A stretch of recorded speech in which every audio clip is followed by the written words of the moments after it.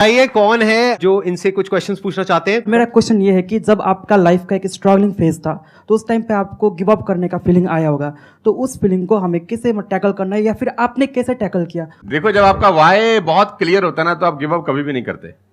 कोई भी चीज क्यों करना है, ये सबसे इंपॉर्टेंट रोल प्ले करता है। There is a book by Simon Sinek called learn your why, कि आप कोई भी काम क्यों कर रहे हैं, है ना। तो अगर आप उस किताब को पढ़ेंगे ना, तो आपको बहुत सारी चीजें सीखने को मिलेंगी।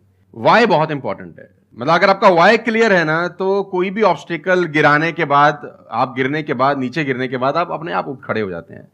तो वाई स्ट्रांग होना चाहिए, और वही लोग उठने ही खड़े होते हैं जिनका वाई स्ट्रांग नहीं है। मैं एग्जांपल देके समझाता हूं आपको। अब फॉर एन एग्जांपल मैं आपको वुडन स्ट्रोक दूं, 2 फुट जिसका विड्थ हो और 30 फीट जिसका लेंथ हो, और आपको बोलूं मैं यहां से वहां आपको ट्रेवल करना है उसके ऊपर चल के, और मैं आपको 10,000 रुपये दूंगा, तो आप चल लेंगे बहुत आराम से? आप सवाल को ट्विस्ट करते हैं।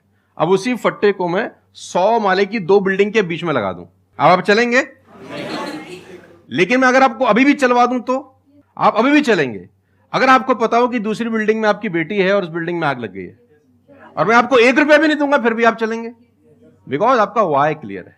जब जब आपका वाई क्लियर होता है ना, तो कोई भी ऑब्स्टिकल, कोई भी गिरावट आपको कभी रोक नहीं सकती। लेकिन जब वाई क्लियर नहीं होता, तो छोटी से छोटी ऑब्स्टिकल भी आपको वापस ले जाती है जहां से आपने जर्नी स्टार्ट किया होता है। वाई इंपॉर्टेंट है।